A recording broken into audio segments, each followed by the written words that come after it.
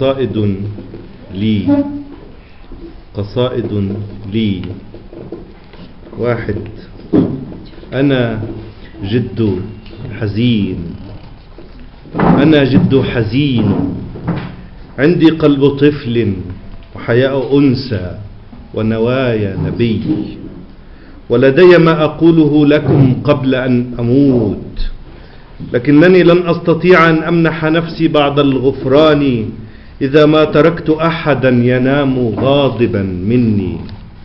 عندي ما عندي من الأشياء التي خلقها الله جميعها، لكنني لا أستطيع أن أقول لكم سوى: عمتم مساء أيها الطيبون، وشكرا لكم، شكرا لأنكم أحبتي ولأنكم تخونون محبتي.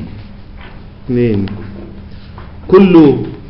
كل الأعضاء كاذبة، اليد حين تمدها للسلام كاذبة وأنت عدو، الساق كاذبة حين تهرول نحو المدينة وهي غائصة في قفار، العقل كاذب أيضا، والبطن كاذبة، والقلب كاذب جدا، فقط هي العين وحدها فوق الأكاذيب كلها، لأنها شفافة ورائعة تعكس ما في الروح من كراهة أو عشق.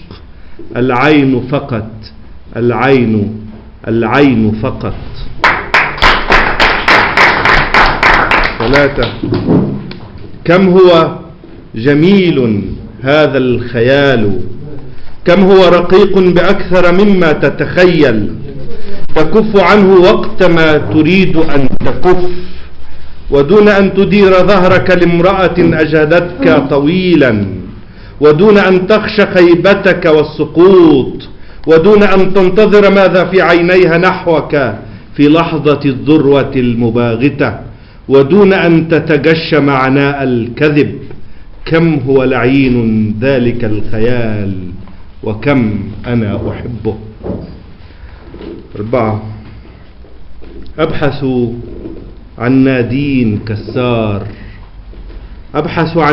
كسار بين رغام حي السبيل وبين رقة حلب وعنفوانها، وبين أشجار مشتعلة في حقول طرطوس ومزارع كرمها، وبين مخطوطات تاريخ دمشق التي تنمحي رويدا، وبين جدران قبر صلاح الدين ودار أبي الطيب المتنبي. أبحث عن سوريا في عيون كل فاتنة تأتي من هناك إلى هنا لتبيع روحها بخيمة أو بعض ظل. كما أبحث عن نادين كسار تماما أبحث عن نادين كسار بين سبايا الظلاميين وغنائم حربهم المدنسة، وهم يحملون مصحفا على بنادقهم المقدسة. أبحث عنها دائما، فإن معها منذ سنين روحي، ولم تبق لي سوى شفتين يابستين تمشيان على الأرض وحدهما، وبالكاد تنطقان الكلام الهزيل. فمن يدلهما على الحقيقة الوحيدة التي كان اسمها يوما نادين كسار.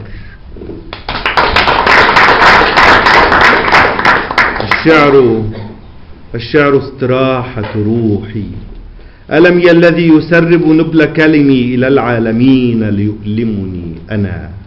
حكايات القلب التي لا تنفد ولا تنفض، فأوسعوا لي قليلا أريد أن أزف للشوارع فطنتي وحنيني، أقض مضاجع الرحيق في أسرة النعاس، لأوقظ بين المساءات دم الواقف كشجرة سرو، تمد في الروح جذرا عميقا كعشقي، نبيلا كوجع موجتي، وأفرعا وارفة وزهرا يظللني من قيز محنتي. شكرا.